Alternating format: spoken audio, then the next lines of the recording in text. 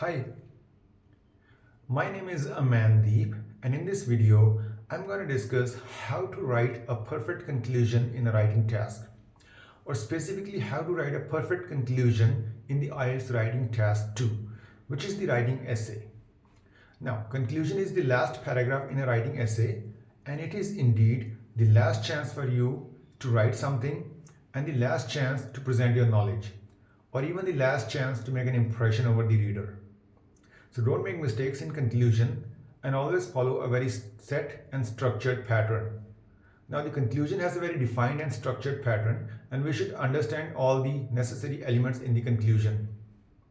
Now the first and the most important thing in conclusion is to always begin your conclusion by giving a reference back to the body paragraphs and the introduction as well.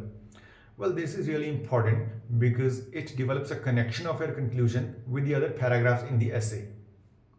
So you can start by writing something like, after deliberately pondering over all these statements and examples, now it can be concluded that. Or maybe something like, after thorough discussion over all the arguments and examples, now it can be summarized that. Or maybe something like, after weighing up everything into consideration, now it can be concluded that. So there are different ways of beginning your conclusion, but you must give a reference right in the starting of your conclusion back to your body paragraphs. So this is how you develop connection of your conclusion to the other paragraphs in your essay. And this makes a very strong impression. Now let's move on to the next element in the essay, which is the second statement.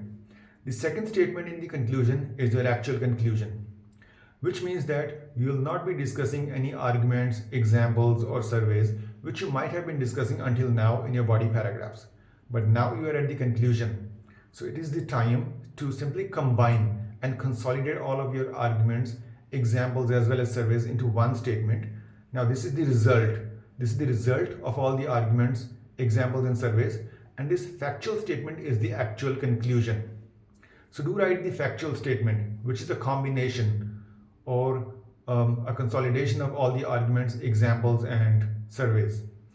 This is the actual conclusion, which must be written as the second statement of your conclusion.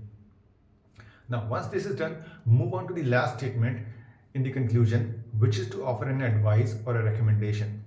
Well, it is really important to offer an advice or a recommendation because it always finishes your conclusion on a positive or constructive note.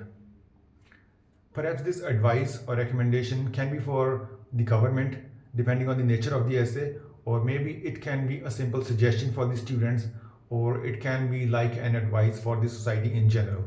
It completely depends on what the nature of your essay is. Nevertheless, you must give an advice or recommendation in the end of your conclusion to finish it on a constructive note and to make a strong impression over the reader. Because this impression gets stuck in the mind of the reader and it highly matters while evaluating you. So this was the very well-defined structure of conclusion, and you should practice this structure and pattern of conclusion because it makes a real difference and it develops a perfect conclusion. Now, if you like this video, please give a thumbs up and stay tuned for my next video. I'll keep on posting new and informative content. Until then, enjoy your time. See you next time. Bye-bye.